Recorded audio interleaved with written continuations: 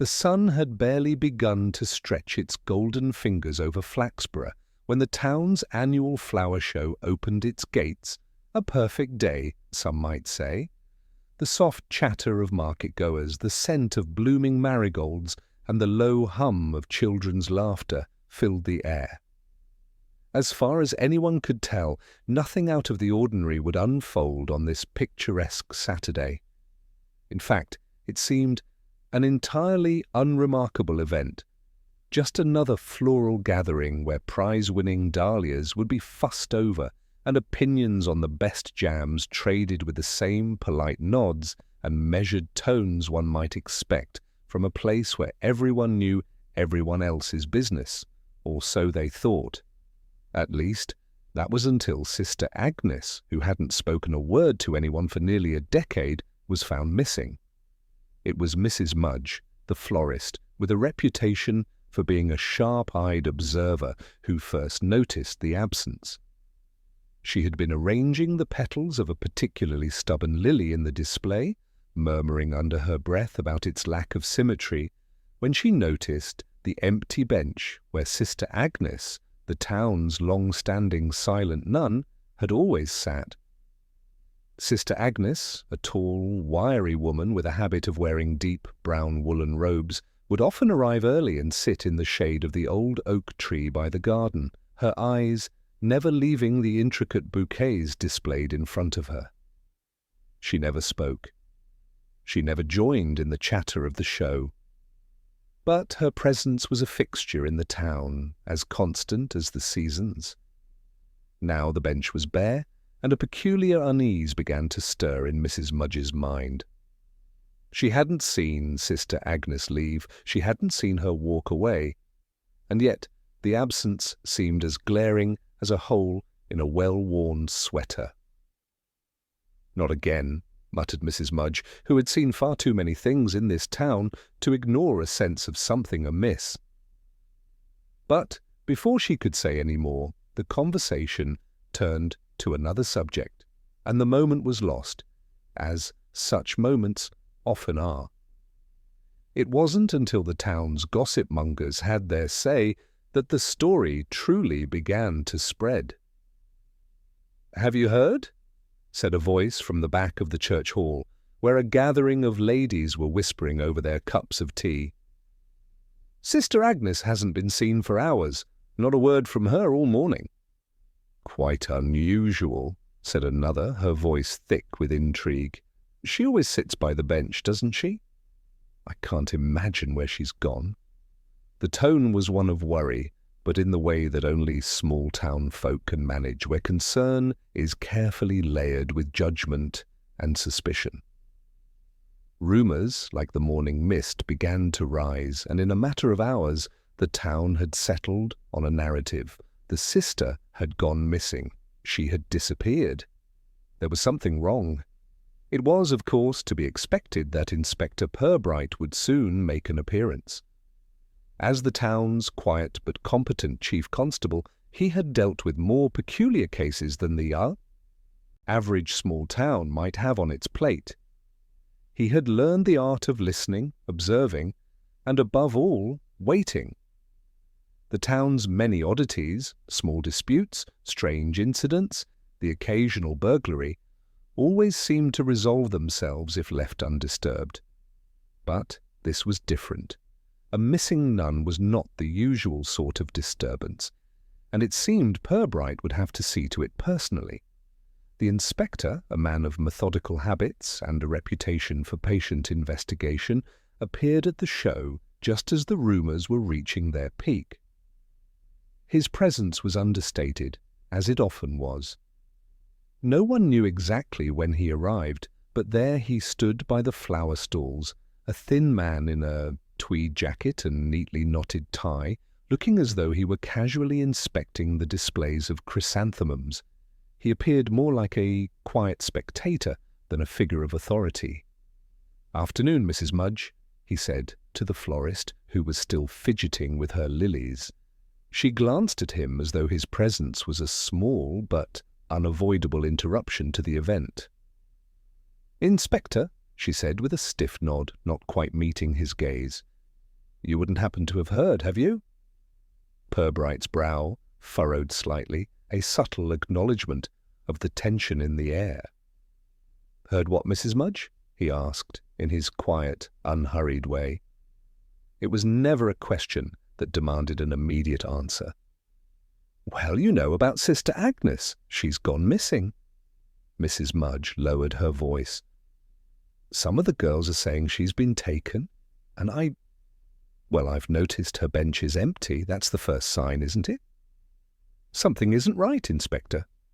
Purbright nodded slowly. "Is that so? And have you spoken to anyone about it?"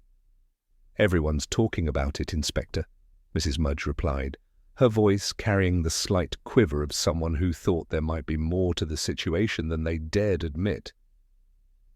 "But no one's seen her go. No one's seen anything." "I see," Purbright said, his voice flat but observant. "Well, I'll have a word with the town folk, then. It's probably just an odd coincidence, but we'll have to check." As Mrs. Mudge returned to her flowers, Inspector Purbright stepped into the crowd, allowing the murmur of speculation to guide him. He made his way past groups of women who traded tidbits of gossip like currency, glancing here and there, noting the subtle shift in the air, the quiet unease that had settled over the town like a sudden storm cloud. As he approached the church, he found the town's vicar, Mr. Martin, who was looking unusually distressed. "Ah, Inspector," he greeted him, rubbing his hands together nervously. "I thought you'd be coming around. It's quite unsettling, I must say. She's never been gone this long. It's out of character for her." "Indeed," Purbright murmured, his tone distant, as though lost in thought. He did not rush the vicar into giving him more information, but allowed the silence to stretch, as though to draw out something unspoken. "You seem rather concerned for her, Mr. Martin." The vicar hesitated. "Well, I do worry for her soul, you know. She's been with us for years now, quiet as ever, but always present. And now she's just vanished." "Do you think she's in any danger?" Purbright's question hung in the air like a gentle poke, but the vicar seemed unsure how to answer. "I can't say," the vicar replied, his discomfort evident. "But there are some who might say she has her reasons. Reasons for being so withdrawn." "Indeed," Purbright nodded, allowing the ambiguity to linger. "Tell me, when did you last see her, Mr. Martin?" "I saw her earlier this morning, by the oak tree," the vicar answered, his voice almost sheepish. "She was sitting there as usual, but that was hours ago now. I haven't seen her since." With that, the conversation stilled.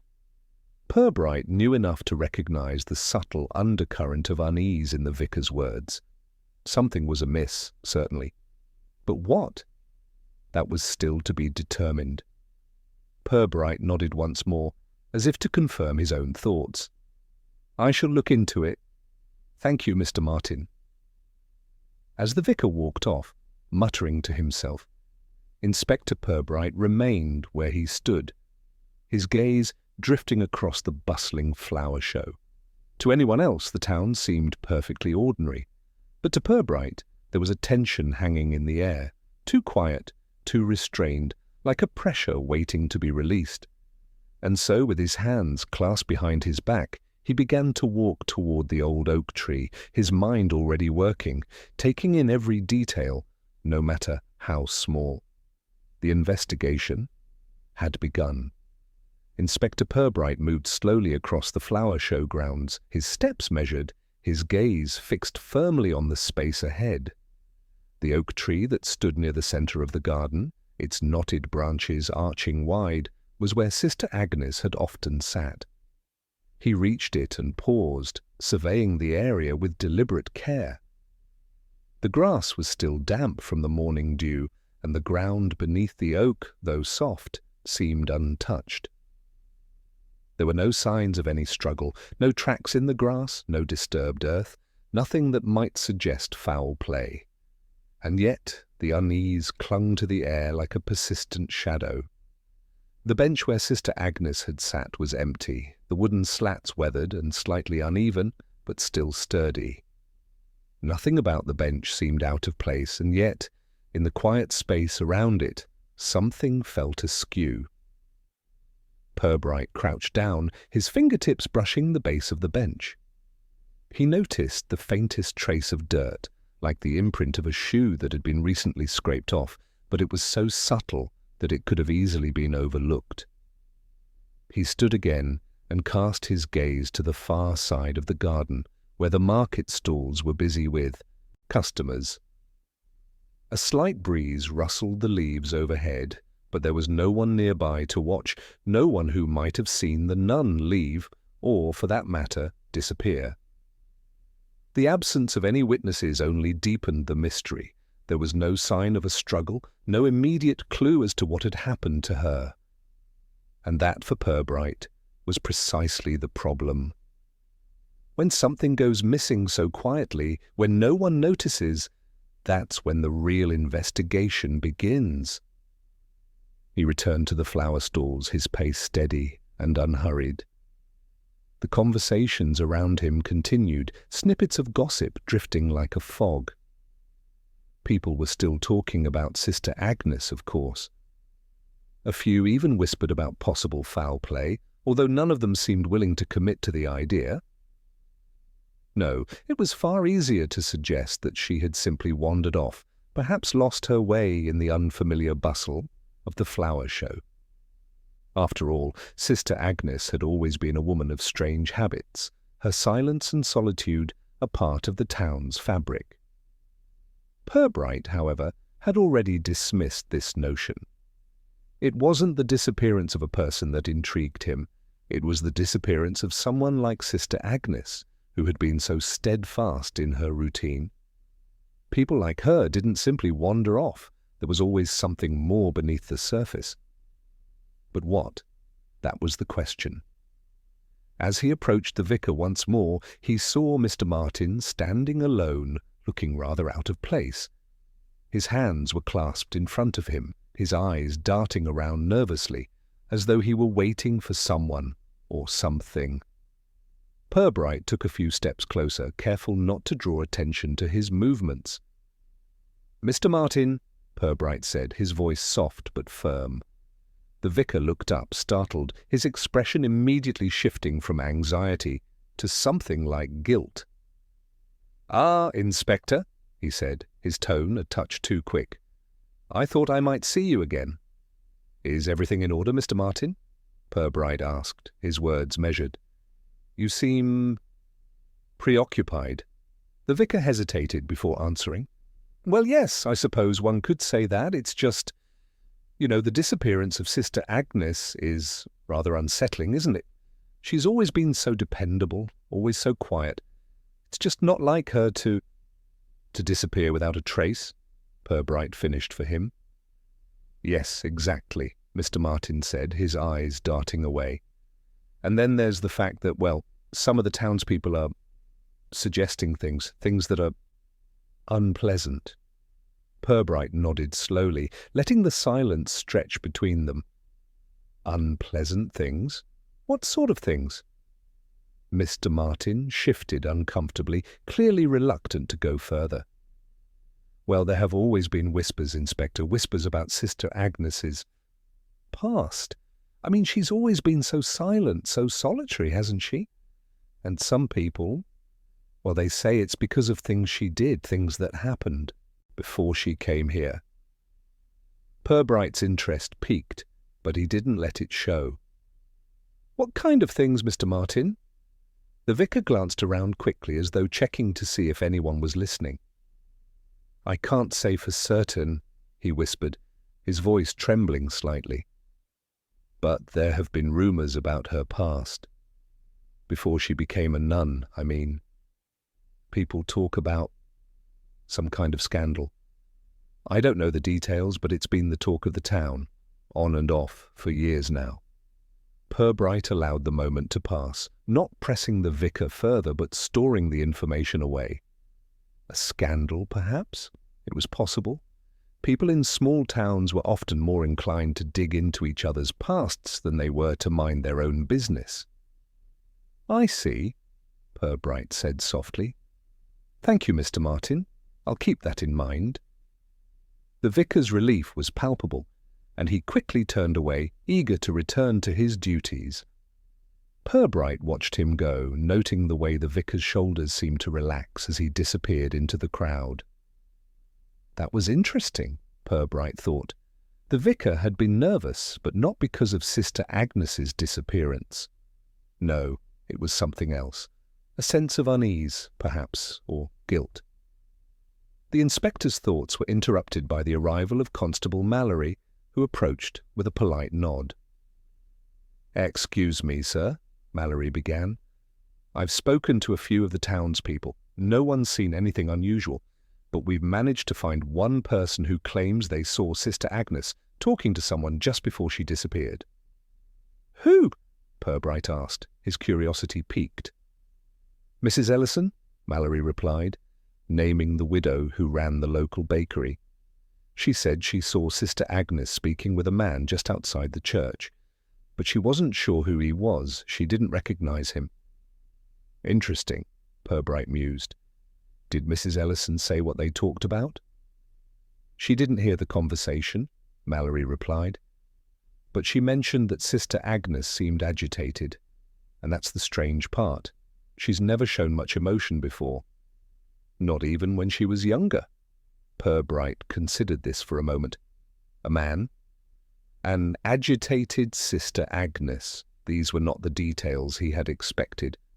Most of the town's gossip had centered around her isolation, her silence, but now it seemed there was more to the story than met the eye. "Thank you, Mallory," Purbright said, his mind already turning. "Keep speaking with the townspeople, and let's see if we can find this man." As Mallory walked away, Purbright stood there for a moment, his gaze once again falling upon the empty bench beneath the oak tree. There was more to Sister Agnes's disappearance than simple quietude, he realized. The question was no longer just where she had gone, it was why. And more importantly, who was the man she had been speaking to? That would be the key to unraveling this mystery. The town continued to bustle around him, oblivious to the dark undertones of what had just begun. The gentle hum of conversation, the rustling of leaves, the soft clink of teacups, it all seemed so ordinary. But beneath the surface, something was stirring. Something far deeper than a simple disappearance. The afternoon sun was beginning its slow descent behind the distant hills when Inspector Purbright returned to the centre of Flaxborough. The flower show, once a jovial event, now felt quieter, as if the town was holding its breath. The streets were busier than usual, the chatter had become more muted, and eyes that once danced with light now shifted nervously, as though waiting for something or someone to break the silence. The feeling that something had been set into motion, something irrevocable, hung in the air like a fog. Purbright's first stop was the bakery, where Mrs. Ellison had been the last to claim she had seen Sister Agnes. The smell of freshly baked bread and pastries hung in the air as he stepped through the door. Behind the counter, Mrs. Ellison stood, wiping her hands on her apron, her face pinched with worry. "Ah, Inspector," she greeted him with a smile that didn't quite reach her eyes. "What brings you here?" "I was hoping to ask you a few questions about Sister Agnes," Purbright said, his tone polite, measured. "I understand you were one of the last to see her this morning." Mrs. Ellison's smile faltered. "Yes, that's right," she said. "It was just before I started my baking. She came out of the church and I saw her talking to a man by the gate. I don't know who he was, but she looked upset. Not like herself." "Can you tell me anything about the man?" Purbright asked, leaning forward slightly, his gaze fixed on her. She shook her head slowly. clearly troubled by the memory. I didn't recognize him. He was tall, well-dressed, with dark hair. But there was something strange about him, the way he held himself, like he didn't quite belong. Did they speak for long? Purbright pressed. Mrs. Ellison paused, as though considering the question carefully. I'm not sure. A few minutes, maybe. I was busy with my work inside, and I didn't want to pry. But Sister Agnes, well, she always kept to herself, you know.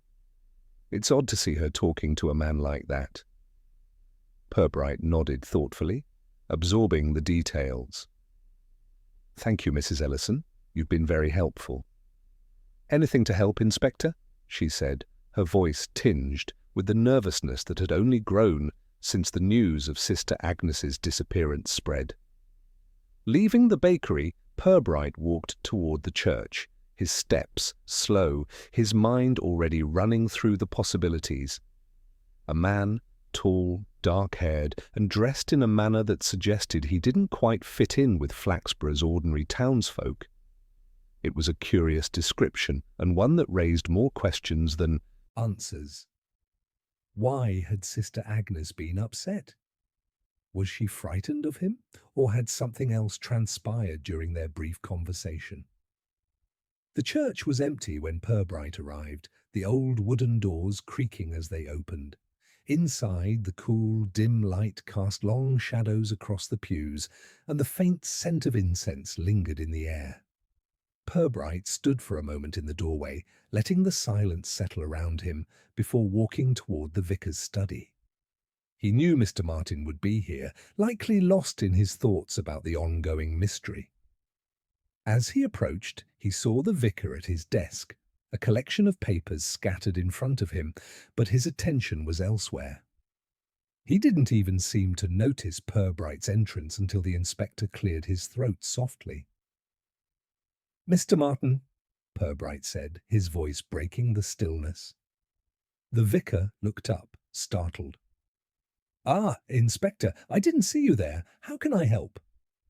"I'd like to ask you a few more questions about Sister Agnes," Purbright said, taking a seat without waiting for an invitation. "I understand you saw her this morning as well?" The vicar's expression darkened at the mention of her name. "Yes, I did. As I told you earlier, she was sitting under the oak tree, as she often does. But this morning she seemed distant. Unsettled, even. I thought nothing of it at the time. But now I wonder if there was something more to it." Purbright leaned forward slightly. "Was there anyone else around when you saw her? Perhaps someone she was speaking to?" Mr. Martin's brow furrowed. "No, not at first. She sat there for a while, but just before I came inside to begin my work, I did see her talking to someone, a man." Purbright's interest piqued. "A man? Can you describe him?" The vicar hesitated, his fingers tracing the edge of the paper in front of him. He was tall, dark-haired, and dressed in a dark coat. "I didn't recognize him. He wasn't from around here, that much was clear. But what struck me as odd was the way he seemed to be comforting her." "Comforting her?" Purbright repeated, his tone steady but sharp. "Yes," Mr. Martin said, his voice barely above a whisper. "She seemed upset. He was speaking to her quietly, and at one point he even placed his hand on her shoulder. I didn't like the look of it. It wasn't the kind of conversation one has in a place like this. Not with a nun." Purbright absorbed this information carefully. "You're certain she was upset?" "Quite certain," the vicar replied. "I've known Sister Agnes for many years, and I've never seen her so flustered. She's always so composed, so serene. It was troubling." Purbright nodded, the pieces beginning to come together in his mind. Sister Agnes had always been a figure of calmness and isolation, never one to show emotion. And now, for the first time in years, someone had managed to break through that stoic exterior. But why? And who was this mysterious man who had caused such a reaction? "Thank you, Mr. Martin," Purbright said, standing up. "You've been very helpful. I'll need to speak with a few others before I make any conclusions, but I'll keep you informed of any developments." The vicar nodded silently, his gaze drifting back to the papers on his desk as Purbright left the study and stepped back into the quiet streets of Flaxborough. The town, once again, seemed deceptively peaceful, but Purbright knew better. There was something simmering beneath the surface, something that had begun to reveal itself piece by piece. As he made his way back toward the centre of town, Purbright's thoughts turned to the man who had spoken to Sister Agnes. He was still an enigma, a shadow, with no clear identity, but Purbright had learned long ago that nothing in Flaxborough was as simple as it appeared on the surface. There were always layers, always secrets waiting to be uncovered, and he was determined to find out what lay beneath this one.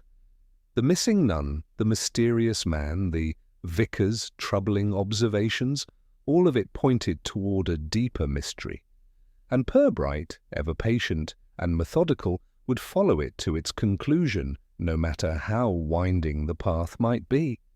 As the evening began to settle over Flaxborough, a peculiar stillness swept through the town, as if everyone was waiting for something to break the silence.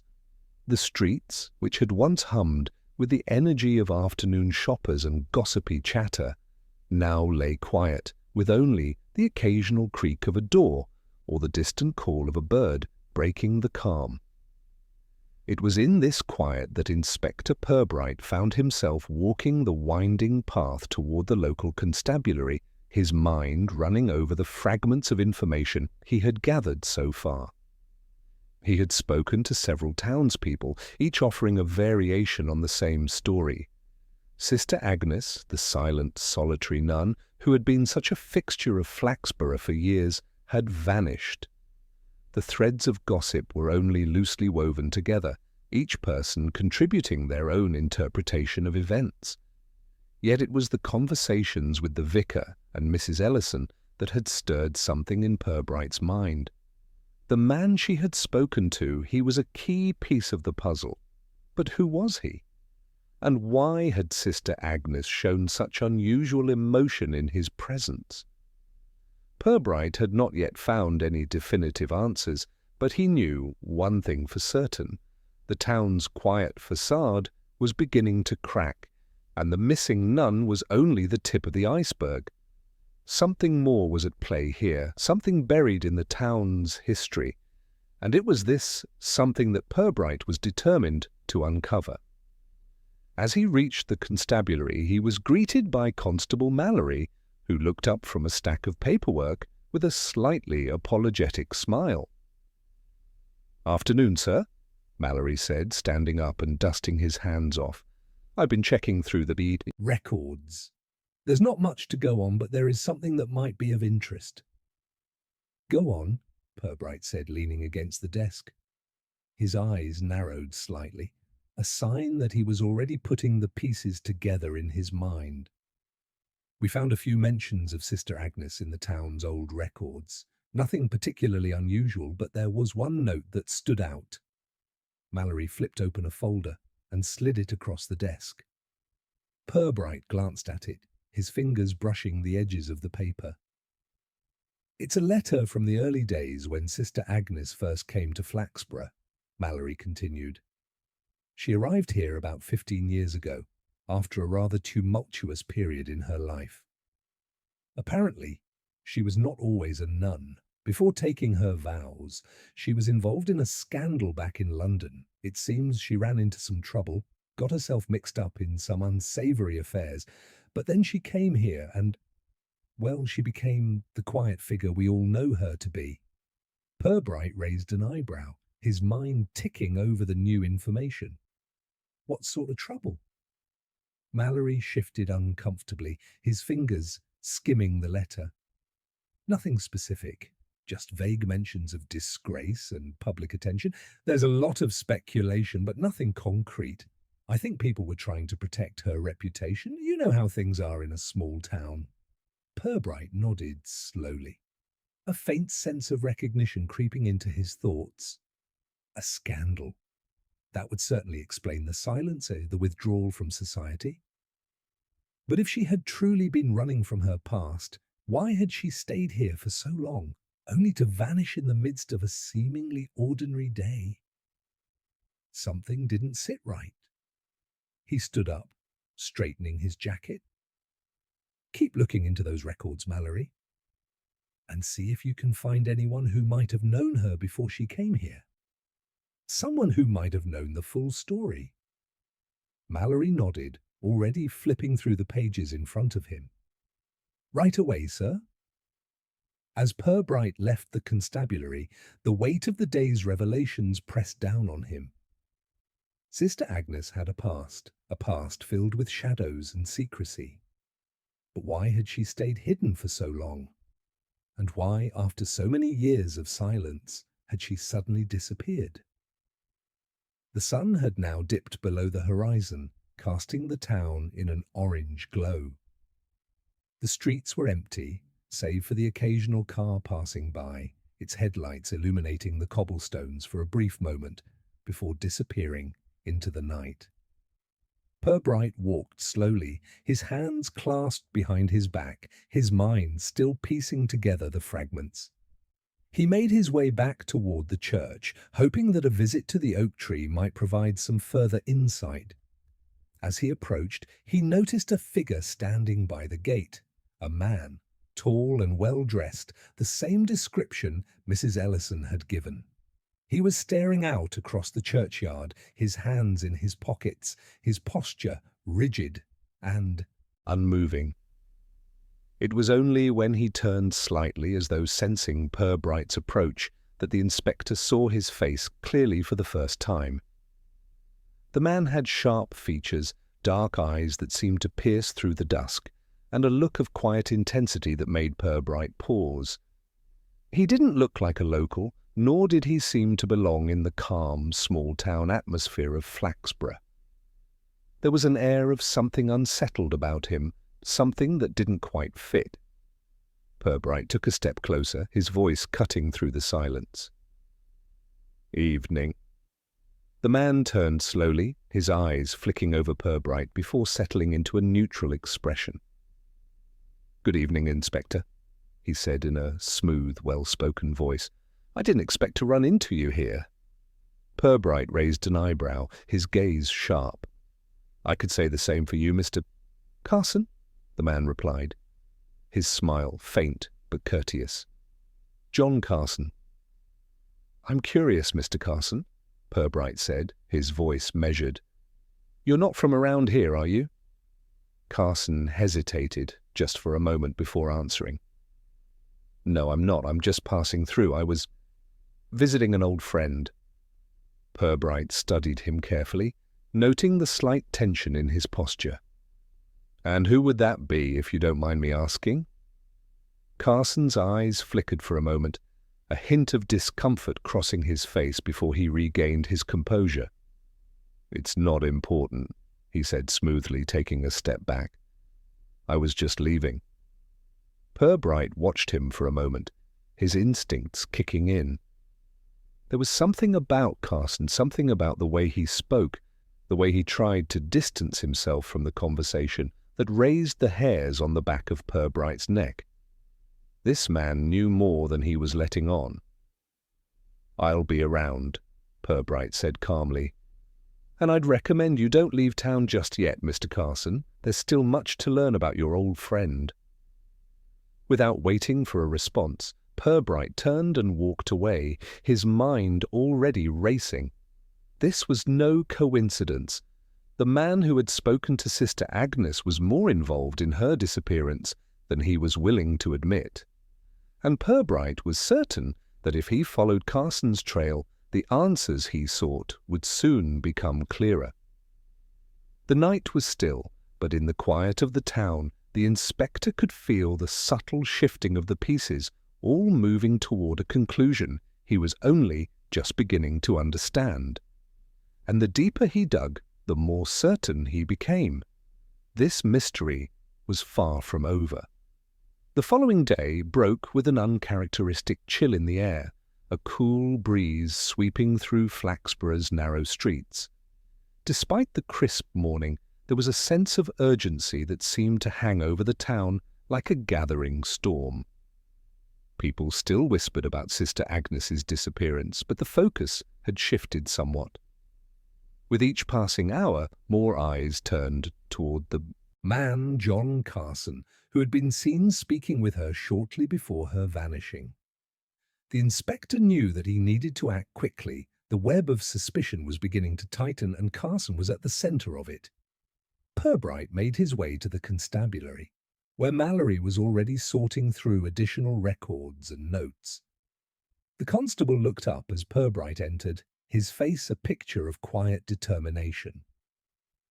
"Morning, sir," Mallory greeted, his voice as calm as ever, though there was a flicker of anticipation in his eyes. "I've been digging through the town's historical records like you asked, and I found something interesting about Carson." Purbright's interest piqued. "Go on." "I found a mention of a John Carson in a police report from several years ago," Mallory said, pulling a folder from a stack and sliding it across the desk. "He was involved in a minor incident, nothing criminal, but the circumstances were odd. He was listed as a witness to an altercation between two men, both of whom were later found to have ties to a well-known criminal syndicate operating in London at the time." Purbright's mind began to churn. A connection to a criminal syndicate? That was significant. "Do we have any information on his relationship with these men?" "Not much. Carson claimed he was just passing through and had no part in the incident," Mallory replied. "But the timing is strange. The altercation happened not long after Sister Agnes moved to Flaxborough. It could be a coincidence, but—" "It's never a coincidence," Purbright said softly, as if to himself. He took a moment to consider. "We need to find out more about Carson. Where is he now?" Mallory hesitated. "I haven't been able to track him down yet. He seems to have disappeared from the town for the time being." Purbright's brow furrowed. "So he's gone. That's interesting, but not surprising." As Mallory went back to his paperwork, Purbright turned and walked toward the window, gazing out over the peaceful town. The sudden disappearance of John Carson only deepened the mystery. Sister Agnes's past, now revealed to have been tangled with something darker, was beginning to align with this new development. But there was still a crucial piece missing. What was it that had brought Carson to Flaxborough? Why had he been speaking with Sister Agnes that morning? Purbright's thoughts were interrupted by the sound of the door opening. He turned, his gaze sharpening, as he saw Constable Mallory looking somewhat uneasy. "Sir, I think you should see this," Mallory said, holding out a small crumpled envelope. Purbright took it, carefully unfolding it. The letter was brief, the handwriting scrawled hastily across the page. "If you want the truth, you'll find it in the old chapel. But beware, some truths are better left buried." Purbright's fingers clenched around the paper. A challenge, then. This letter was clearly meant for him, a clue that someone wanted him to uncover something hidden. But who would go to such lengths to steer him toward the chapel? And why now? "Prepare the team," Purbright said, his voice calm but filled with purpose. "We're going to the chapel." The old chapel on the outskirts of Flaxborough was little more than a crumbling ruin. It had been abandoned for years, the stone walls weathered and cracked, and the once grand stained-glass windows long since shattered. Over time, the chapel had become a relic of the past, a place the townspeople rarely visited. It was said to be haunted, a quiet, eerie monument to a bygone era. For Purbright, however, it was the perfect setting for the final piece of the puzzle to fall into place. As Purbright and Mallory approached the chapel, the cold wind picked up, howling through the broken windows. The stone pathway was overgrown with weeds, and the once pristine grounds had long since been overtaken by nature. Purbright stepped inside, his boots crunching against the gravel and broken stone as the smell of damp and mildew filled the air. The chapel's interior was dark and foreboding, the faded remnants of religious icons still visible in the shadows. "This is it," Purbright muttered under his breath, his gaze scanning the room. There was a sense of quiet menace in the air, as if something ancient and forgotten was waiting to be unearthed. Mallory, though clearly unsettled by the atmosphere, followed closely behind. "What exactly are we looking for, sir?" Purbright didn't respond immediately. He was focused, his eyes sharp as he moved toward the altar at the far end of the chapel. It was there that something caught his attention, an old wooden chest, half hidden behind a broken pew. The chest was covered in dust and cobwebs, but the brass lock on the front of it gleamed in the dim light. Someone had clearly placed it there deliberately, and Purbright suspected it wasn't meant to be found. With a deliberate motion, Purbright approached the chest and crouched down, examining the lock. There was something oddly familiar about it, and as his fingers traced the edges, a faint memory tugged at the back of his mind. He straightened, glancing around the room. "Mallory," he said, his voice low. "Check the walls. Look for any hidden compartments." Mallory nodded and began to search the perimeter of the room, carefully running his hands over the cold stone walls, his footsteps echoing in the vast emptiness. Meanwhile, Purbright's attention returned to the chest. After a moment of careful inspection, he reached into his jacket pocket and produced a small, delicate tool, a lock-picking device he'd carried for years but had rarely used. With a few quiet clicks, the lock opened, and Purbright slowly lifted the chest's lid. Inside there was only a single object, a book. The cover was worn, the pages yellowed with age, but it was unmistakably a journal. Purbright carefully pulled it out, brushing off the dust. The journal was old, much older than anything he'd expected to find in a place like this. He flipped through the pages, his eyes scanning the faded writing. As he read, his heart began to race. The journal was filled with cryptic notes, references to a hidden past that linked Sister Agnes to something far more sinister than anyone had ever imagined. It spoke of debts owed, of secrets kept, and of a man named Carson, whose true identity was now revealed in the journal's final pages. Purbright's fingers tightened around the journal. Carson was not who he appeared to be. He wasn't just a passerby, a man visiting an old friend. No, he was deeply connected to the secrets that had been buried in Flaxborough for years. And now, with this journal, the inspector had what he needed to confront the truth. But the question remained, would uncovering that truth bring him closer to solving the mystery, or would it open a door to something darker and more dangerous than he could have ever anticipated? As Purbright stood there in the dark chapel, the weight of the journal in his hands, he felt a shift. Something was changing.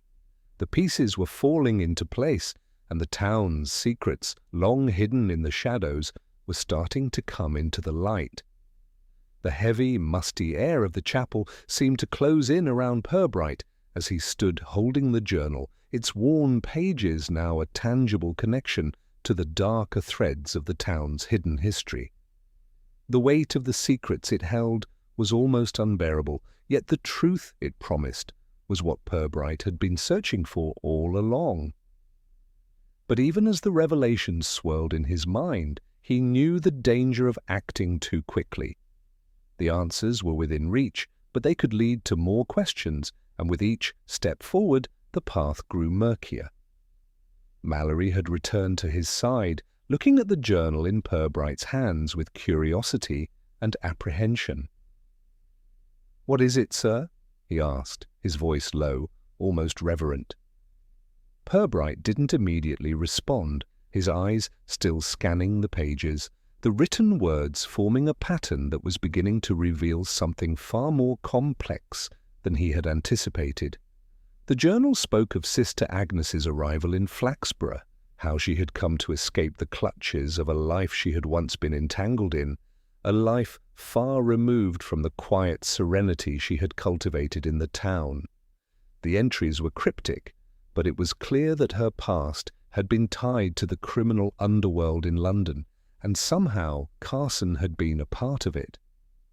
The journal spoke of debts owed by someone close to her, someone who had promised to protect her. But the real twist came in the final entries, where the name Carson was linked to a man who had once been known as Thomas Devereux. The man was once a well-respected businessman, but he had fallen into criminal dealings. He had ties to a network of criminals who had been operating in London. During the years that Sister Agnes had lived there, his true name, it seemed, had been concealed for years, his new identity crafted with meticulous care. And now, Purbright realized, he was standing at the edge of a conspiracy that stretched far beyond the sleepy town of Flaxborough. "So Carson is not his real name," Purbright muttered under his breath, feeling the weight of the discovery settling heavily upon him. "He's someone else entirely, someone with a past that's far from innocent." Mallory, sensing the gravity of the moment, took a step forward. "Who is he, then?" "He's Thomas Devereux, or at least he was," Purbright said slowly, his voice low. "This man, Carson Devereux, he's been hiding here, in plain sight. And it seems that Sister Agnes knew him long before she became a nun. She knew him as a criminal." A sharp silence fell over the chapel, the sound of the wind whistling through the cracks in the walls, the only noise breaking the stillness. Purbright turned toward the exit, his mind racing. The town had been built on secrets, and now those secrets were beginning to unravel. It was no longer just about a missing nun. It was about a network, a criminal past that had been carefully buried, and a man who had used a false identity to hide in plain sight. "We need to find him," Purbright said, his voice firm, no trace of doubt in it. "Devereux or Carson, he's the key to everything. If we don't find him soon, whatever he's been hiding here will come to light, and it won't be pretty." Mallory nodded, already reaching for his coat as Purbright headed toward the door. "Right, sir. I'll get the team together." As they stepped out into the cool night air, Purbright's thoughts turned to the next step. They needed to find Carson, and fast. The journal had given him the name, but it hadn't provided any concrete details about where to look next. Flaxborough was a small town, but its residents had a way of keeping their movements hidden. Purbright knew that if Carson had left the town, it would take all his skill to track him down. As he walked toward the constabulary, he couldn't shake the feeling that he was being watched. It was subtle. A fleeting glance from behind a curtain, the rustle of movement in a window. But it was enough to make him pause, his senses alert. He had felt it before, the prickling sensation at the back of his neck. Someone was following him, someone who didn't want him to get too close to the truth. But who? "Sir?" Mallory's voice broke through his thoughts. "You all right?" Purbright nodded slowly, brushing aside the feeling of unease. "Just a hunch. Keep your eyes open. We're not the only ones looking for Devereux." They reached the constabulary, where Purbright briefed the team. He laid out the new information, making it clear that the search for Carson, or Devereux, was now the priority. The officers scattered, each going in different directions, to comb through the town, to ask questions, and to dig into the past. But Purbright knew that the real answers would come when they finally caught up with the man who had been living among them, a man whose history was far darker than anyone could have imagined. As the night wore on, Purbright found himself back at the chapel, the place where the clues had first started to align. The journal had been a key, unlocking doors that had been closed for years. But now the true challenge lay ahead. Carson's disappearance was no coincidence. It was a sign that whatever he had been hiding was finally catching up to him, and Purbright was determined to find him, no matter the cost. The moon hung high in the sky, casting a pale glow over the crumbling ruins of the chapel. Purbright stood alone in the cold, his thoughts focused on the next move.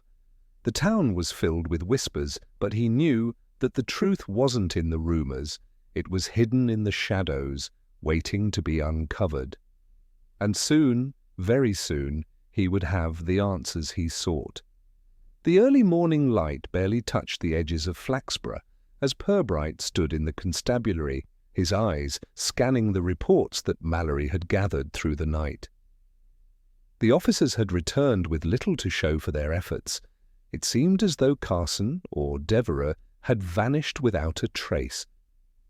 The town, as small as it was, had a way of keeping secrets, and Purbright had a sinking feeling that this was more than just an ordinary case of a missing person. It was becoming increasingly clear that there was far more at play here, something deeply entrenched in the town's quiet facade, waiting to surface. The journal had painted a disturbing picture. Carson had come to Flaxborough not by accident, but with intent. His presence here wasn't a coincidence, nor was Sister Agnes's involvement. She had come to this town for refuge, to escape the weight of her past, only to be drawn back into it by Carson, the man she had once known. But why had he come back for her now, after all these years? And what had she discovered about him that led to her sudden disappearance? Purbright's thoughts were interrupted by the sound of a knock at the door. Mallory entered, his face serious. "Sir, we've found something. We need to talk." Purbright stood, his mind instantly shifting gears. "What is it?" Mallory placed a folder on the desk, his hand still shaking slightly. "It's about the chapel. We didn't find anything else there last night, but we did speak with a few locals who remember more about the building's past. There's something we missed." Purbright's brow furrowed. "Go on." "Apparently there's an old forgotten crypt beneath the chapel, hidden behind a set of iron doors. The townspeople say it's been sealed off for years, but the thing is, some of them claim it was used as a meeting place in the past, meetings that weren't always legal." Purbright felt the hairs on the back of his neck stand up. A hidden crypt? It was an unexpected lead, but one that seemed to fit with everything he had uncovered so far. If Devereux, Carson, had ties to a criminal past, it stood to reason that he would have known about this place. The crypt, long sealed and forgotten, could very well hold the answers he was seeking. "We need to go there," Purbright said, his voice sharp with resolve. "Now!" The constable nodded, and the two of them set out immediately, their steps quick and deliberate. The chapel stood as a looming silhouette in the distance, its once pristine structure now crumbling under the weight of time. As they approached, Purbright's eyes narrowed. The quiet town had been hiding its secrets for too long, and now it was time to uncover them all. When they reached the chapel, they were met by a few of the local officers who had arrived ahead of them. Together, they made their way inside, moving through the darkened interior till they reached the altar. Mallory gestured toward the far corner, where an old stone door was partially obscured by overgrown vines and the remnants of broken pews. The door was heavy, marked with rusted iron bands, and as Purbright approached, he could feel the weight of history pressing against him. "This is it," Mallory said, his voice low. "The door hasn't been opened in decades." Purbright nodded, inspecting the lock. It was a work of craftsmanship, intricate and old. He studied it for a moment before pulling out his lock-picking tools. As the lock clicked open, he felt a surge of anticipation. The door creaked, as it swung inward, revealing a narrow staircase leading down into darkness. The air that hit them was cold, stale, and damp. It was the kind of air that hadn't been disturbed in years, a sign that whatever was hidden down there had been left untouched. The group descended into the crypt, the only sound being their footsteps echoing off the stone walls. As they reached the bottom, Purbright felt the oppressive atmosphere settle around him. The crypt was vast, its walls lined with old weathered stone. The faint light from their torches flickered as they moved deeper into the space, revealing what appeared to be a long-forgotten storage area. But as they moved further into the crypt, something caught Purbright's eye, an old wooden chest pushed to the far corner. It was covered in dust, and the iron bands on its surface were tarnished with age. Without a word, Purbright stepped toward it, his breath shallow as he knelt beside the chest. He ran his fingers over the wood, feeling its rough surface before carefully lifting the lid. Inside, there was a pile of old papers, their edges frayed and yellowed with age. Purbright carefully pulled them out, his fingers trembling slightly as he scanned the first page. The papers were old letters written in a script he didn't immediately recognize, but the names on the top of the pages stood out. Devereux, Purbright muttered under his breath. His heart began to race as he flipped through the papers. The letters seemed to be written between Carson or Devereux and someone else, a person whose name was signed with only an initial, but whose handwriting was unmistakable. Sister Agnes. The realization hit him like a sudden storm. Sister Agnes had known everything. She had known about Devereux's past, the criminal network he had been involved with, and now it seemed she had been drawn into it once again. The letters were a mix of negotiations, of secrets being exchanged, of promises made and broken. There was mention of a deal, of debts that had to be paid, debts that had somehow brought Carson back to Flaxborough, back to her. Purbright's mind was spinning. This was bigger than he had thought. The town, the chapel, the crypt, it was all connected. And Carson wasn't just a criminal hiding out in a small town. He was part of something much larger, something that had been festering for years, buried beneath the surface.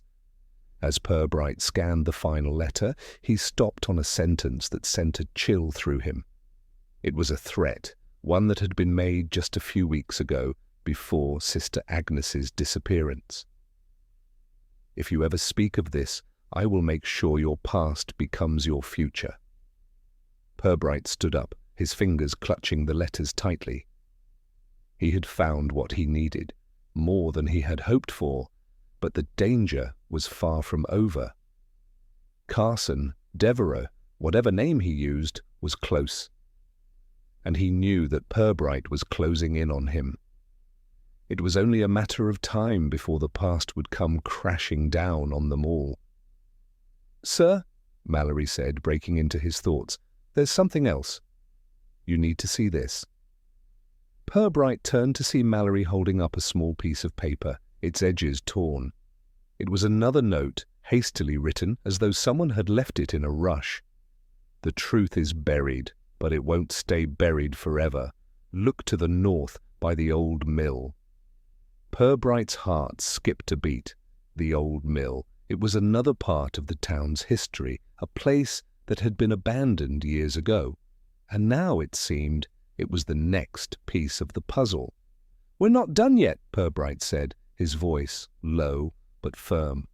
"Let's move out. We need to find the mill." As they exited the crypt, Purbright's mind raced. The secrets of Flaxborough were beginning to surface, but the deeper he went, the darker it became. Carson was still out there, and the clock was ticking. If they didn't act quickly, the truth might disappear once more. The journey to the old mill was swift, yet Purbright could feel the weight of the discovery growing heavier with every step. As they left the chapel behind, the town of Flaxborough seemed almost too still, its cobblestone streets eerily quiet under the pale light of the morning. The crypt, the letters, the cryptic note, All of it was beginning to converge at the forgotten site of the old mill, a place that had been abandoned for as long as anyone could remember. Yet, somehow, it felt as though it had always been a part of the story, hidden in plain sight. Purbright's thoughts were focused, his mind sharpening as they approached the mill's location. The path was narrow, winding through overgrown trees and brush. The mill itself stood on a small rise, its structure leaning inwards as though the years of neglect had taken their toll. The wind, which had been still just moments before, picked up again, rustling through the dry leaves and making the mill appear even more desolate, more abandoned. "We're here," Mallory said, his voice tense as they reached the edge of the clearing where the mill stood. The once impressive building that now looked like little more than a shell of its former self, its walls cracked and weathered. Yet despite its dilapidated state, Purbright couldn't shake the sense that something vital, something dangerous, was hidden here. Purbright stepped forward, his eyes scanning the area. The mill had long since ceased to function, its water wheel a distant memory, its purpose forgotten by most. But the cryptic note had pointed here for a reason.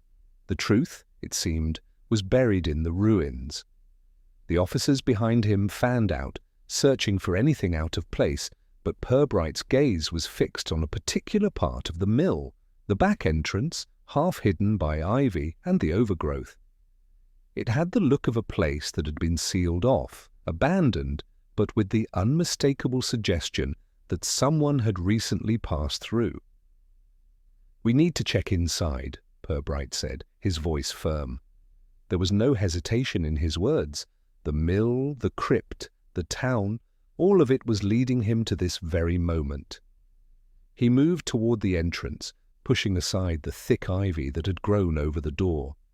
The wood beneath his hands was rough, splintered with age, but when he tried the handle, it turned without resistance.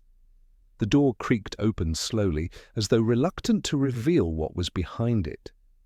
The smell of damp wood and decay hit them immediately, a heavy, suffocating odor that seemed to seep into their bones. Inside, the air was stale, thick with the weight of years of abandonment. The room beyond was dim, the only light filtering through cracks in the walls and the roof above. The space was large, larger than Purbright had anticipated, and it was filled with dust and cobwebs, the remnants of a time long gone. There were old, rusted tools scattered across the floor, the remnants of a place that had once been alive with industry. But amidst the decay, something caught Purbright's eye. A small, darkened alcove in the far corner, partly obscured by debris. "Over there," Purbright said, his voice low. The officers moved to his side, and together they approached the alcove, their footsteps muffled by the dust. As they drew closer, the air grew even colder, as if something was hidden, there, waiting to be found. Purbright's hand rested on the edge of the alcove, and with a quick motion he pushed aside a stack of old boards that had been hastily piled in front of it. What he saw beneath them was not what he had expected. There, in the corner of the room, was a small iron door, almost completely hidden from view. The door was old, its edges rusted, the metal pitted with age, but there was something unsettling about it, as if it had been left for a reason. As if someone didn't want it to be found. "This wasn't here by accident," Purbright muttered, examining the door closely. It was not part of the mill's original structure, that much was clear. The door had been added later, perhaps much later, and was clearly meant to be concealed. But why?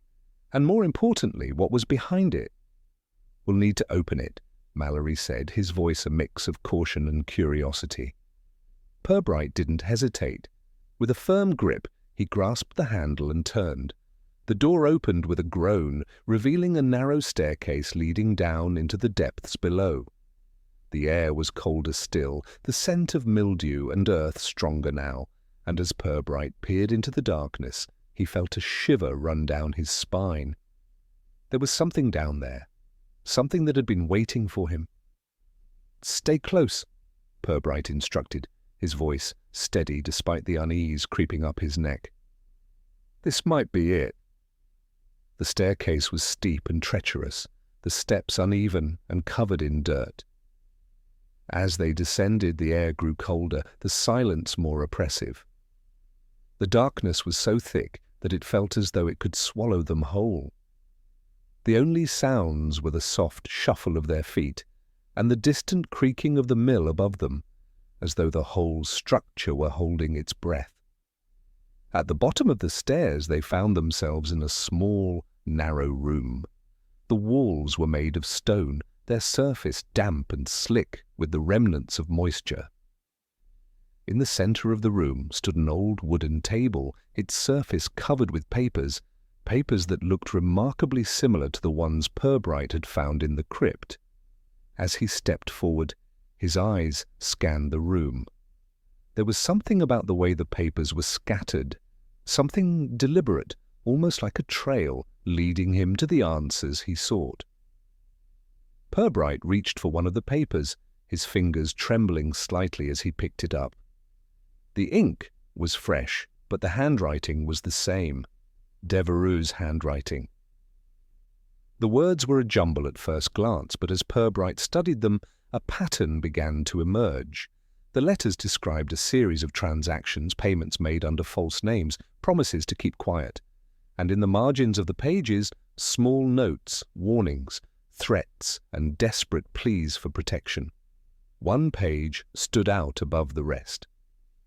It was a single sentence, hastily scrawled. "The debt must be paid or the past will come back for both of us."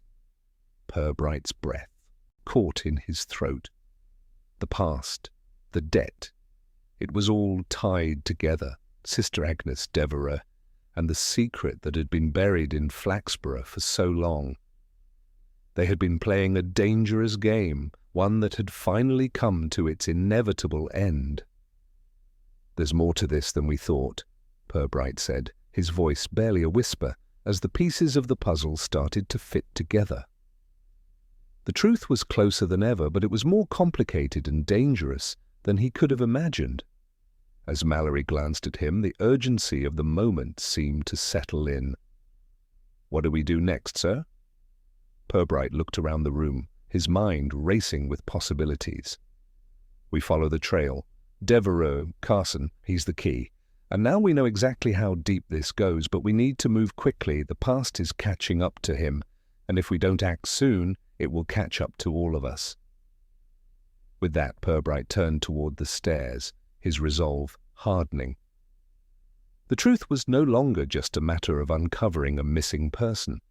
It was about a reckoning that would shatter the quiet facade of Flaxborough and reveal the darkness lurking just beneath its surface. As Purbright and Mallory emerged from the hidden room in the mill, the weight of their discoveries seemed to hang heavier in the air, thickening the atmosphere around them. The truth was starting to take shape, but the picture it painted was far more complex and dangerous than either of them had expected. The papers they had uncovered in the crypt, the cryptic letters in the hidden room, and the cryptic note that had led them here. Each of these elements pointed to a deeper conspiracy that reached far beyond Flaxborough. Purbright's mind was racing. Carson Devereux had come back to the town with a purpose. And that purpose had everything to do with Sister Agnes, who had been drawn back into the web of deceit and corruption she had tried so desperately to escape. But what was the debt mentioned in the letters? And why had it taken years for Devereux to resurface, and only now, when it seemed the past was about to swallow them both? "This isn't over," Purbright muttered to himself, his voice barely audible as they made their way back to the mill's entrance. The sense of urgency was growing, the pieces of the puzzle clicking together faster now, and with each new revelation, the stakes seemed higher. If they didn't act swiftly, the past would consume everything. Mallory looked up at him, sensing the shift in the inspector's demeanour. "What's our next move, sir?" Purbright didn't hesitate. "We find Carson. He's not going to run. He's too invested in this town now. We need to track him down before he disappears again." "But how?" Mallory asked, his face tight with concern. "We've searched everywhere, and now with everything we've found, it's clear that he's been playing us all along." Purbright took a deep breath, his eyes narrowing as his thoughts continued to race. The hidden room had given them a glimpse into the depths of Carson's scheme, but it hadn't revealed enough. The more he thought about it, the more he realized that Carson had used Flaxborough's quaint, almost innocuous charm as a cloak for his darker dealings. The town had provided the perfect cover for someone who wanted to remain unseen. "There's one place we haven't checked," Purbright said, his voice cold with realization. "The town archives." "The archives?" Mallory echoed, confusion flickering in his eyes. "Why would Carson Devereux be there?" Purbright's gaze sharpened. "Because that's where the final pieces of this puzzle are. If he's been hiding his past, the records are the last place he would want anyone to look, but they could be the key to understanding the full extent of what he's done." Mallory's expression cleared. "Right, of course." Without another word, the two men set off toward the archives, the urgency in their steps matching the rising tension in the air. The town was still quiet, as though it too were holding its breath, waiting for something to break the silence. The streets seemed empty, but Purbright knew that somewhere, someone was watching. He couldn't shake the feeling that they were being followed, that someone was tracking their every move, just as Carson had once done with Sister Agnes. When they reached the archives, the door creaked open with an eerie familiarity, the air inside thick with dust and the smell of old paper. Shelves lined the walls, each one stacked high with records, most of which hadn't seen the light of day in years. But Purbright didn't need to search through every corner of the building. He knew exactly where to go. "Downstairs," he said, his voice firm. Mallory followed him down into the dimly lit basement where the older records were stored. The basement was cold, the stone walls damp with age. It was here that the town's history had been buried, carefully catalogued, neatly filed away, and forgotten by most. But for Purbright, this was the heart of the mystery. He moved quickly, his eyes scanning the rows of boxes filled with papers. There, half hidden behind a pile of old correspondence, was the file he was looking for. He pulled it free with a sharp tug, his heart racing as he opened it. Inside were documents that hadn't been touched in decades, marriage certificates, birth records, land deeds. But as his eyes skimmed through the pages, he found what he was looking for. A record of transactions, payments, and contracts, all linked to none other than Thomas Devereux. Purbright flipped through the papers, his pulse quickening. There, in black and white, was the proof of what he had suspected all along. Devereux had been involved in illegal activities long before he had come to Flaxborough. He had been laundering money, covering up his tracks, and using the town as a safe haven for his criminal dealings. The records were scattered with names, some of which Purbright recognized from his investigations, others that were unfamiliar. But what stood out were the dates that coincided with Sister Agnes's time in the town. She had been part of this, whether she realized it or not. "This is it," Purbright murmured. "This is the evidence we need." He looked up at Mallory, who was standing beside him, his face pale as he processed the information. "But why now?" Mallory asked. "Why bring all of this back to Flaxborough, and why drag Sister Agnes back into it?" Purbright didn't answer immediately. Instead, he leaned over the desk, his fingers tracing the pages, thinking back to the journal, the letters, and the cryptic note they had found in the mill. He had been wrong to think that Sister Agnes had simply vanished. She had been drawn back into a past she had tried to escape, a past that Devereux had never let go of. But what had he wanted from her? What had she known that had brought her to the point of no return? "I don't know," Purbright said, his voice low. "But we're going to find out. And we're going to stop him." As they made their way back upstairs, the weight of the discovery pressed down on Purbright. The pieces were falling into place, but the puzzle was still far from complete. Carson, or Devereux, was still out there, hiding in plain sight, and time was running out. But one thing was clear: the town of Flaxborough was about to change, and with it, the lives of everyone who lived there.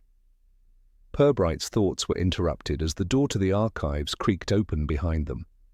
He turned sharply, his hand instinctively reaching for his jacket as he saw a figure standing in the doorway.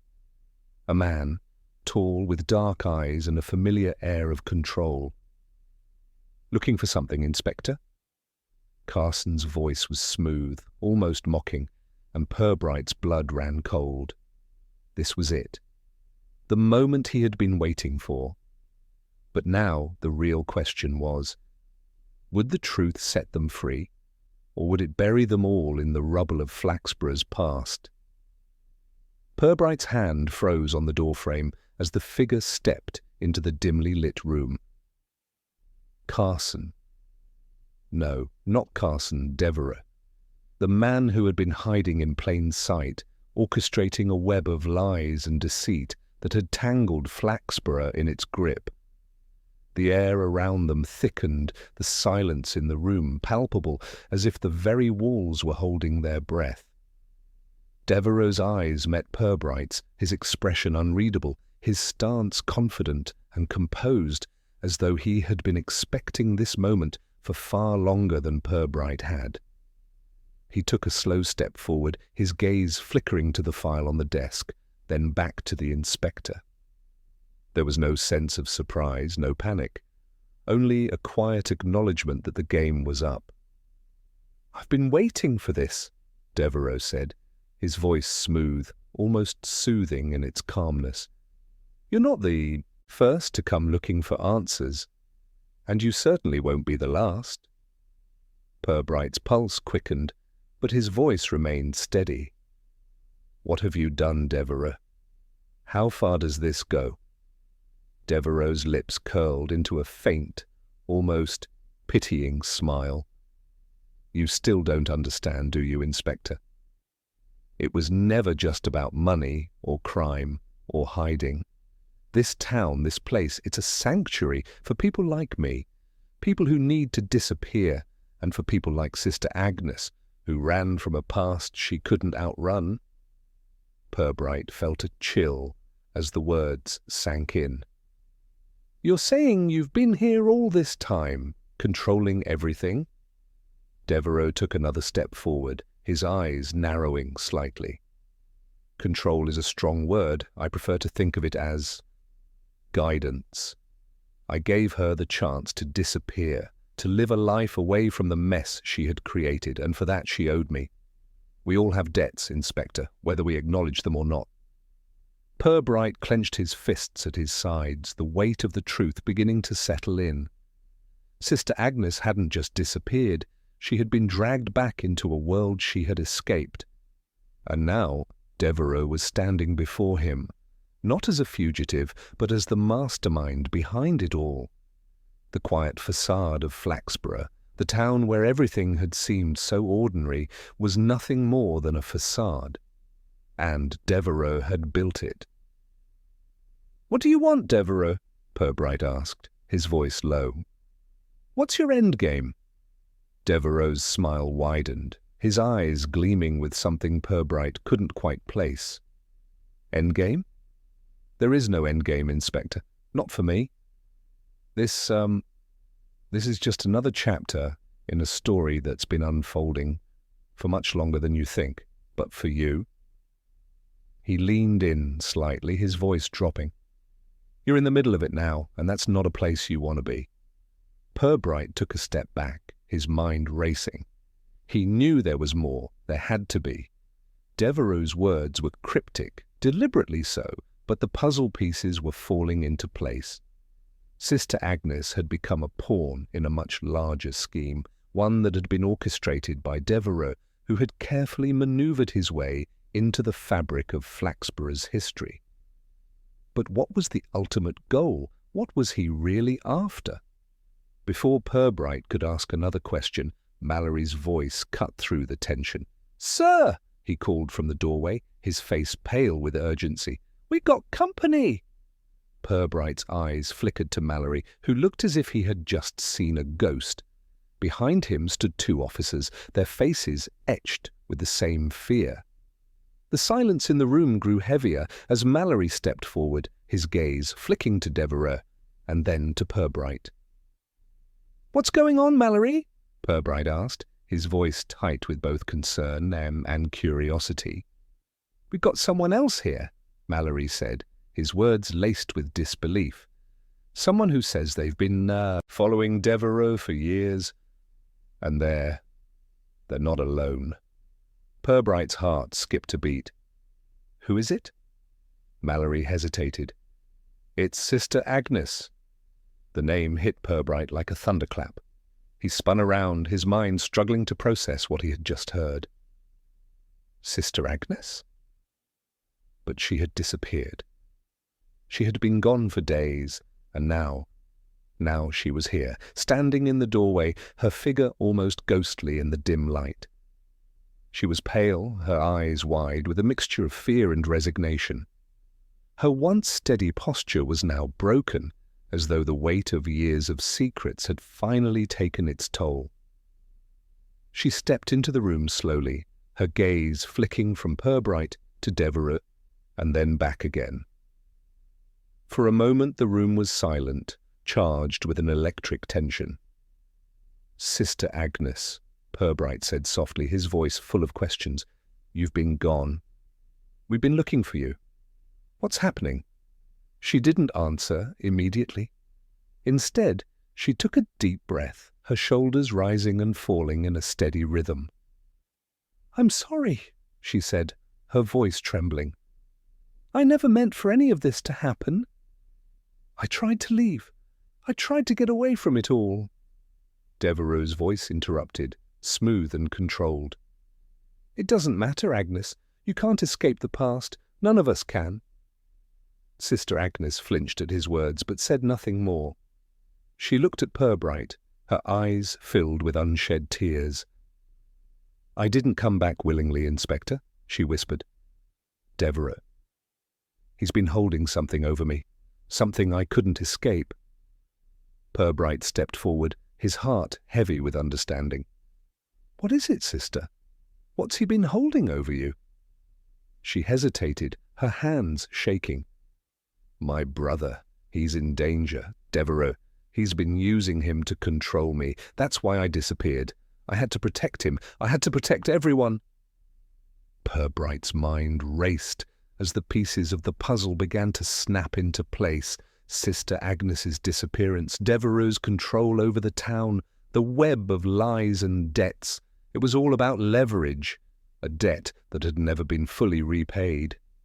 And now, it seemed, Devereux was playing his final card. "You have to stop him," Sister Agnes pleaded, her voice breaking. "It's not just about me anymore. It's about my brother, my family. He won't stop until everyone is dragged into his mess." Purbright turned to Devereux, his jaw set. "What do you want, Devereux? What is your end game? You've used this town, used her, for years. What's left?" Devereux's smile faltered for the first time. His eyes darkened, and for a moment the mask of control slipped, revealing something darker beneath. "You still don't understand, do you, Inspector?" he said, his voice colder now. "This town has always been a part of something bigger. It's not just about control. It's about survival. We've all been surviving in this little game of shadows. And the game is almost over." Purbright's blood ran cold. There was more to this than he could possibly fathom. Devereux wasn't just after power, he was after something much more dangerous. The walls of Flaxborough had been hiding secrets for years, and now they were starting to crack open, spilling everything into the light. Sister Agnes's warning echoed in Purbright's mind. He won't stop until everyone is dragged into his mess. But what did that mean? What was Devereux truly after? Prepare yourself, Inspector. Devereux's voice slid through the silence like a blade. The past is coming to collect its dues, and there's no escaping it now. Purbright's heart raced as Devereux's words echoed in the room, sending a cold shiver down his spine. The calm, calculating demeanour that the man had worn so far was slipping, revealing a more dangerous side to the story, one that spoke of consequences, of debts that could not be ignored.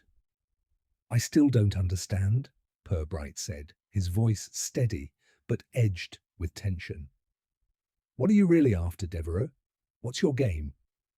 Devereux stepped forward, his expression darkening. It's not about power, Inspector. It's about survival. You've only seen part of the story, but now you're about to see the rest. Purbright glanced at Sister Agnes, whose face was pale, her hands trembling as they clenched into fists. It was clear that Devereux's influence over her ran deeper than anyone had realized.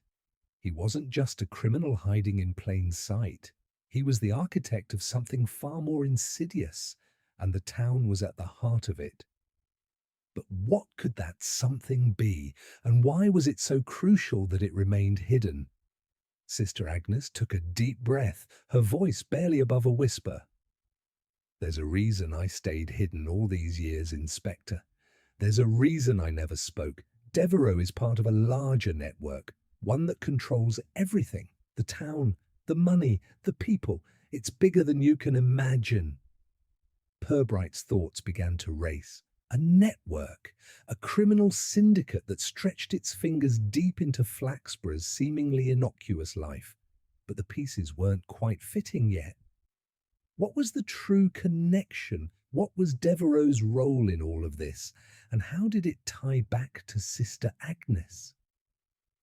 Devereux's eyes flashed with a knowing smile, as if he could read Purbright's mind.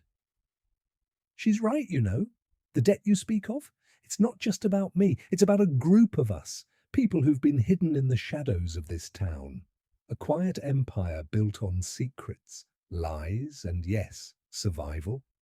What I've been doing here, what I've done with Sister Agnes, is just a small piece of something much larger. Purbright's mind spun as he took in the implications. And the debts? Keep mentioning them. What is it that you've been holding over her head? What's been keeping her here? Devereux's lips curled into a smile that made Purbright's blood run cold. It's simple, really. You see, she wasn't the only one with a past that needed to be erased. My ties to this town go back decades, and so does hers. We've both played our roles, but her family? They're the ones who truly hold the key. They're the ones who've always been behind the curtain. The ones who have always had control. Sister Agnes stiffened at his words, her gaze flicking nervously to the floor. She opened her mouth to speak, but closed it again, as though the words were caught in her throat. Purbright could see the conflict in her eyes. She had known the truth all along, but she had never been able to face it, not until now. Devereux took a step closer to her, his tone mocking. You didn't think you could run away from it forever, did you? You thought you could escape your past by hiding behind that habit, behind the walls of this quaint little town. But no one escapes, not in this game. Purbright's gaze shifted between them, trying to piece together the cryptic exchange. What do you want from me, Devereux? He asked, his voice rising with frustration. You're not just hiding in the shadows. You're playing a dangerous game. What are you trying to accomplish? Devereux's smile widened, but this time it wasn't the mocking smile of a man in control. It was something darker. The same thing I've always wanted, Inspector. Control, survival, the town, the people. It's all part of a much bigger plan. A plan that has been set in motion for years. And now you're part of it too. Purbright's stomach clenched as the weight of his words hit him. What does that mean? What have you done? Devereux stepped back, folding his arms as he looked at Purbright with a glint of satisfaction in his eyes. I've played my role well, haven't I? The quiet businessman, the man who blends into the background, but behind the scenes I've been orchestrating it all. The town's economy, the local politics, the businesses, everything runs through me, and you've unknowingly been a part of it all along. Purbright's mind raced. The town had always seemed so small, so ordinary, but now it was clear. Flaxborough wasn't just a town, it was the foundation for something far larger, something that had been quietly growing under the surface. A network of control, manipulation, and debt, all hidden behind the facade of normalcy. "And Sister Agnes?" Purbright asked, his voice strained. "What does she have to do with it?" Devereux's smile faltered for a moment, a flicker of something cold crossing his face. "She's always been the key, the one person who could bring it all down, if she ever decided to speak. That's why I kept her close. She knew too much. Her family, her past, everything ties back to the heart of the operation. They were the first to build this empire, and she was their heir." Purbright felt the ground shift beneath him as the pieces finally began to fall into place. Sister Agnes hadn't been a victim. She had been a reluctant player in a game she couldn't escape. She had been part of this network from the start, even if she had tried to distance herself from it. Her family, her blood, everything she had tried to leave behind was now catching up with her. The realization hit like a hammer. "Her family," Purbright whispered. "It's her family's empire, isn't it?" Devereux's smile returned, colder now. "Exactly. And now you're caught in it too. You've been chasing shadows, chasing ghosts, but the truth is far more dangerous than you can imagine." Sister Agnes stepped forward, her voice shaking as she finally spoke. "I never wanted any of this. I wanted to escape, to live a life without all the lies and the blood. But I couldn't. Devereux, he's right. My family, they built this empire on the backs of people like me. And now it's all coming to an end." Purbright's thoughts whirled, trying to make sense of the tangled web of deceit and manipulation. The town, its secrets, its people, they were all part of something larger, something more dangerous than he had ever imagined. And Devereux, the man who had been hiding in plain sight, was at the center of it all. He turned toward Devereux, his eyes cold and hard. "What do you want from me? Why are you telling me all this?" Devereux's gaze never wavered. "Because now you have a choice, Inspector. You can either walk away, forget everything you've learned, and let the past bury itself. Or you can try to stop it. But I warn you, it won't be easy. And the consequences for everyone involved will be far worse than you can imagine." Purbright's gaze locked with Devereux's, the weight of his words pressing down on him. He had been caught in a web of lies, hidden in plain sight, and now it was up to him to decide whether to expose the truth or let it consume everyone around him. The choice was his, and it was a choice that would change the town of Flaxborough forever. But as Devereux's words echoed in his mind, Purbright knew one thing for certain. Whatever happened next, the truth would come at a price. Purbright stood frozen, the weight of Devereux's words pressing against him like a heavy stone. The room seemed smaller now, as if the walls were closing in, and the air felt thicker with each breath. Sister Agnes, her past exposed, her family's tangled role in this dark empire finally revealed, stood beside him, her face pale and strained with a sorrow that had been buried for too long. And Devereux, the architect of it all, stood across from them, his smile that of a man who knew he had control, who knew the game was nearly finished. Purbright's mind raced. The stakes had never been higher. Everything he had believed about this small town, its people, its quiet innocence, had been shattered. Flaxborough was not the idyllic place it had seemed. It was a battleground, a pawn in a larger, more dangerous game that had been playing out for decades. Devereux had pulled the strings, hidden behind the mask of a businessman, of someone who blended in with the background. And now in front of him the consequences of that manipulation were unfolding. Sister Agnes was no longer just a woman who had chosen a life of silence. She was a key player in a much larger, more dangerous story. "And what now?" Purbright asked, his voice strained but steady. "You've won, haven't you? You've manipulated everyone. Myself, Sister Agnes, the town. You think this is over?" Devereux's eyes glinted with amusement, but there was no joy in his smile. "Won? Oh, Inspector, you still don't see. I don't want to win. I'm not in this for victory. I'm in this for survival. You and your quaint little investigation were never part of the plan, but now that you've found your way in, the game has changed, and I've got to say, I admire your persistence." Purbright's gaze hardened. "You'll never control the truth. People will know what you've done, what you've been hiding for so long. This town will never be the same again." Devereux's smile faltered for the briefest moment, before it returned, colder now. "You still don't understand, do you? It's never been about control, Inspector. It's about what comes next. You think exposing the truth will bring justice, but it won't. It will only destroy what's left. You've seen the letters, the records. My empire isn't built on wealth or power alone. It's built on silence, and once the silence is broken, the collapse begins." Sister Agnes stepped forward, her voice trembling with the weight of the words she had kept hidden for so long. "You're right," she said softly. "We can't escape it. I've tried for years to outrun it, to live a quiet life.